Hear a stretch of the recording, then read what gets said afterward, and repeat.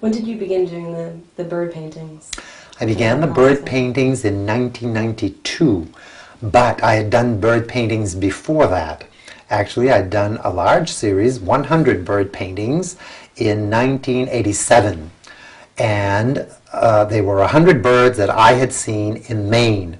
The very strange thing about that group of work, and I don't have a single one left because I had them framed in 4 groups of 25 each, total is 100, and all 4 individual groups sold to someone different. So they are separated, but all 4 of those groupings or grids of birds. But the very strange thing is that not a single one of those birds included the eye of the bird at the time. It was just like feathery patterns of color that pointed towards the reality of that whichever bird. All 100 were all different ones. It is only after that that I started including the eye, very small eye. And then the eye became, well, in a sense, bigger, and it has been pretty consistent. They vary a bit depending on species and so on, or sometimes a certain eye that has an eye ring. Often there's an orange eye ring or yellow or different colors linked to the eye. But in general now, the eye is sort of a focus, and I bring together the different colors of that particular bird, and not necessarily in the right proportion. Proportion is really not there. Once I start from the eye, it is not proportion that counts to me in the sense of what we see in nature, but it is design and that kind of aesthetic proportion, if you wish, not natural proportion.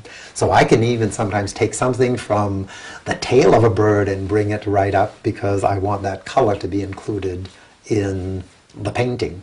So I just bring it all together. So hopefully it does have a strong connection to nature, and many people who know birds are able to name a lot of my work. They just see them, oh, this must be such and such, and this one that, and so on, which is kind of fun. But none of these birds would be copies, if you wish, of the birds in terms of how the coloring is found on the bird in nature. How do you decide which ones you're going to do just a single image and which ones you're going to repeat for multiple? Well, in terms of deciding which bird or series of birds I will do, by now I have done so many of them that every once in a while there are certain birds that stand out in terms of potential design, in terms of mixture of colors and so on. And there are certain birds that I do return to in order to make a large group of a specific bird. And I have done very large groups of American goldfinches, black-capped chickadees, common yellowthroats, painted buntings, just birds that, these are just some of the birds that seem to mean more to me. My focus has also been on birds that I am familiar with, or American birds if you wish, just because they seem to just be closer to my experience, and some of them even close to my experience as a child. I remember identifying birds at a rather young age, and some of those seem to reoccur. They just seem to be more familiar to me or more dear to me. But I do vary that, and I sometimes force myself to do even birds that, well, would not be very attractive color-wise and so on. I have taken a book, for example, on birds and gone from page 1 to whatever the number of pages in that book. For example, I did a series of birds of East Africa. There were 374 of them, and I did them all. It simply started from the beginning of the book, and in a sense that's sort of good discipline, and we make discoveries that way, because then, well, it's a decision that's made for me for a while, and I just go from one bird to the next, to the next, to the next. And the same way when I do an entire series, well, it seems as though I start the series, I'll make a series of, I don't know, 9, 16, whatever it might be, 25, and I can end up making 50 of them. I've even ended up making 100 of them of the same bird. So that's it's just a process that develops, and it sort of just, well, happens. I couldn't tell you exactly why. Maybe somebody else could analyze that and tell me why, or somebody could see something underneath all that. Maybe someday I'll see it, but that's not what I look for. I think life is a mystery to enter into, not a puzzle to be solved. And so I don't do my work in terms of trying to put pieces of a puzzle together, but rather going deeper and deeper into a mystery.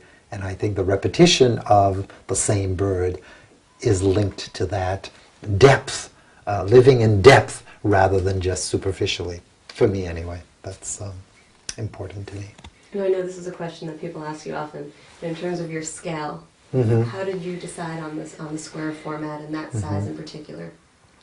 In terms of the scale, right now, for the last, how many years? Since 1987, I have been working exclusively on 5 by 5 squares of BFK Reeves paper, and exclusively with a wonderful set of Holbein oil pastels. That's all I've been using all of these years.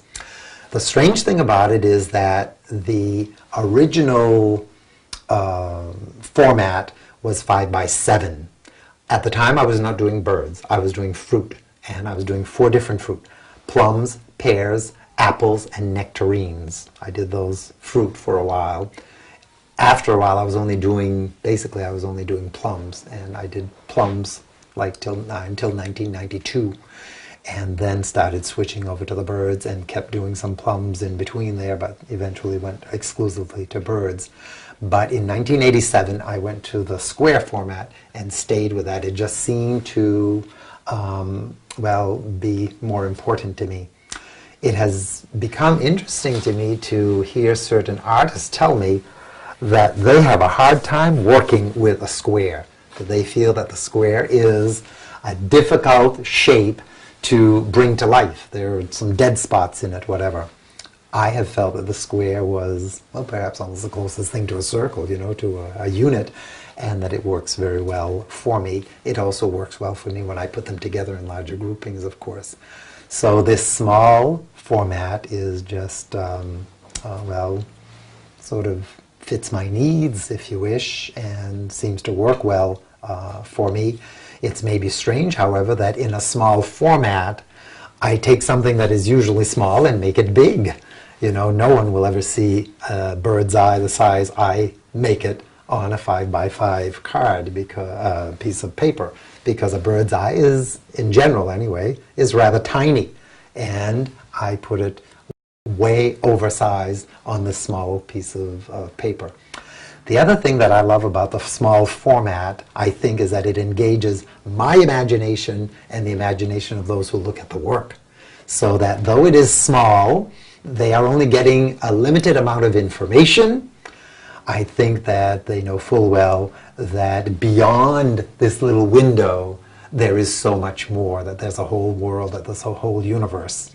And hopefully the work itself doesn't speak only about birds, but it speaks about the human person, it speaks about the beauty of nature, it speaks about the universe in a sense, that this is a small component of it, but the orb could point towards some kind of, of cosmic dimension that we would see there. It could also look like something that you're looking at under a microscope. So you'd have those 2 different poles of the universe, of reality, that you're discovering in this little tiny piece.